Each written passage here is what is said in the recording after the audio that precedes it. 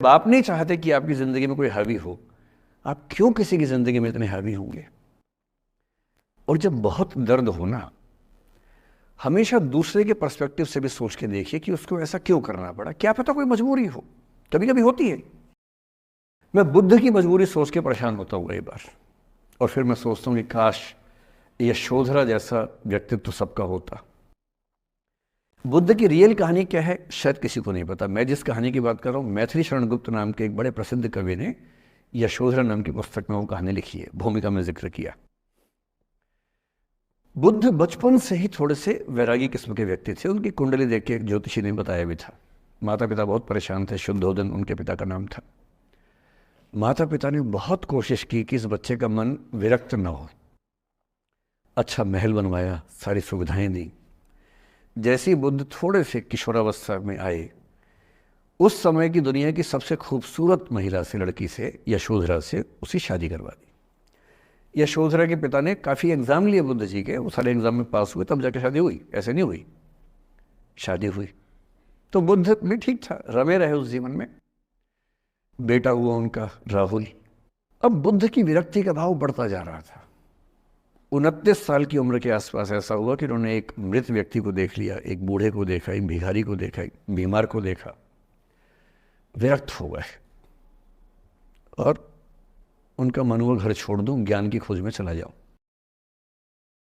अब ज्ञान की खोज में जाएं, उनको पता है कि भाई मेरी पत्नी भी है, मेरा बेटा भी है, राज्य भी है, कैसे छोड़ दूं? छोड़ना जरूरी है। अंदर की आवाज है कि छोड़ो, तुम इस चीज के लिए नहीं बने हो, तुम्हारा स्वधर्म कुछ और है। बाहर की जिम्मेदारी है कि छोड़ नहीं सकते। मैं अनुमान करता हूं कि बुद्ध ने शायद अपने पिताजी से कहा हो कभी कि पिताजी मैं बहुत परेशान हूं, छोड़ना चाहता हूं। तो पिता ने समझा बुझा के मना किया होगा कि बेटा शोभा नहीं देता, ऐसा मत करो। हो सकता है पत्नी से भी बात की हो, पत्नी ने भी कहा हो कि ये क्या बात हुई, हम सबका जीवन तुम पे टिका है, बच्चा अभी बिस्तर से भी नहीं उतरा है, अभी तो चलना भी नहीं शुरू किया है, तुम ऐसी बात कर रहे हो। इसका जिक्र नहीं मिलता इतिहास में कि ये बात हुई कि नहीं हुई। और एक दिन बुद्ध ने तय किया और वो आधी रात को पत्नी और बेटे को सोता हुआ छोड़ के चले गए। इसको बौद्ध परंपरा में महाभिनिष्क्रमण कहते हैं, बुद्ध का अपने घर से निकल जाना। अब बुद्ध चले गए, लेकिन मैथिली शरण गुप्त यशोधरा के पर्सपेक्टिव से बुद्ध को देख रहे हैं। यशोधरा बहुत परेशान है, भाई पति चला गया है, बच्चे का पिता चला गया, मजाक थोड़ना है। राजा परेशान है कि उनका उत्तराधिकारी चला गया है। यशोधरा इतनी परेशान है, बहुत लंबे समय तक छंद आते रहते हैं कि वो कितनी बेचैन है, कितनी परेशान है। लेकिन यशोधरा की सबसे बड़ी परेशानी इस बात से नहीं कि बुद्ध चले गए, इस बात से है कि बिना बताए चले गए, भरोसा नहीं किया। और वो अपनी सहेली से कहती है, सिद्धि हेतु स्वामी गए, यह गौरव की बात। मुझे गर्व है कि मेरा पति इतने महान काम के लिए गया है। सिद्धि हेतु स्वामी गए, यह गौरव की बात, पर चोरी चोरी गए, यही बड़ा व्याघात। सखी सखी वो मुझसे कहकर जाते, कह तो क्या वो मुझको अपनी पथ बाधा ही पाते, क्या मैं रास्ता रोकती उनका?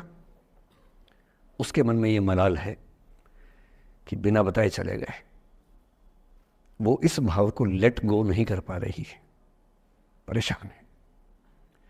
फिर बुद्ध को ज्ञान मिला 6 साल की तपस्या के बाद, बोधगया में बोधि वृक्ष के नीचे ज्ञान मिला।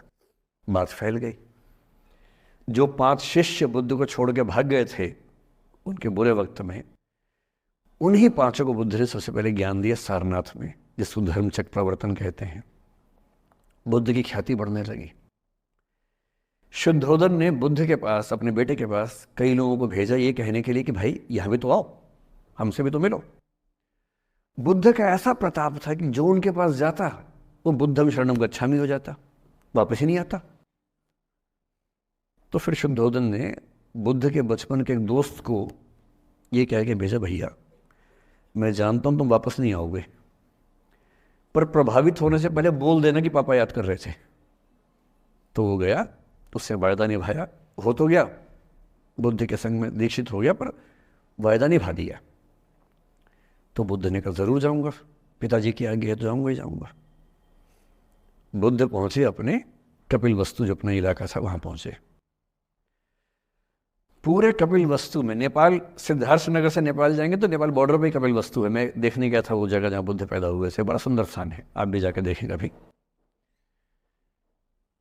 तो बुद्ध पहुंचे रात को, एक धर्मशाला में रुके।